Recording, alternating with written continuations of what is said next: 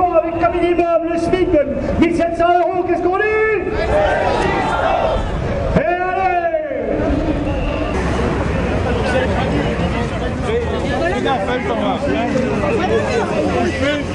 Dans toute la France, on a 110 rassemblements. Ça fait longtemps qu'on n'a pas eu autant de rassemblements et les rassemblements sont unitaires. On a des premières informations, 300 à Nancy, ce qui est relativement intéressant, et entre 800 et 1000 à Nantes. Ce sont les premiers éléments qu'on a. On est là pour manifester pour l'augmentation du pouvoir d'achat et pour une loi pour l'aide à l'autonomie. Le problème, c'est qu'il n'y a pas de droit réel pour la question de l'aide à l'autonomie. La plus grosse charge revient aux familles.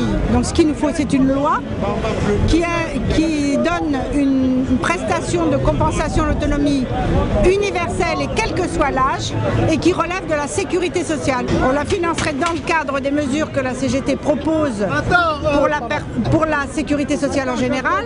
On a aussi fait la proposition d'une augmentation de la CSG sur les revenus du patrimoine, qui sont plutôt moins taxés que les revenus des salariés. Et on a proposé aussi la création d'une taxe sur un impôt sur succession rénové qui serait remis comme il était avant 2007, la réforme Sarkozy ayant exonéré les plus gros revenus de la taxe sur l'impôt sur succession. Le problème du pouvoir d'achat, c'est récurrent.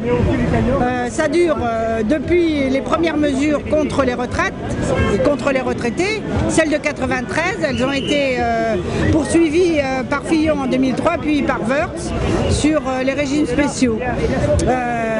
Ces mesures conduisent à une baisse continue du niveau de vie des retraités. Toutes les organisations caritatives et l'union des comités d'action sociale des municipalités viennent de le redire.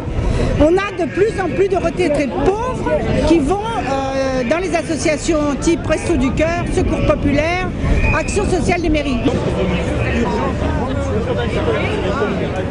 On est en cohérence, j'ai envie de dire, en convergence, en solidarité entre les actifs et les retraités pour cette rentrée sociale. Certes, il y a un rendez-vous politique en 2012 et il faudra dire ce qu'on pense sur les questions sociales. On voit que les actifs et les retraités ont des choses à dire à ce gouvernement et qui ne veulent pas payer la crise et qu'il faut une autre répartition des richesses dans ce pays. D'ailleurs, on a y compris un sondage qui nous conforte, puisque 70% des salariés nous disent qu'ils soutiennent l'initiative syndicale dans cette rentrée pour demander un autre partage des richesses.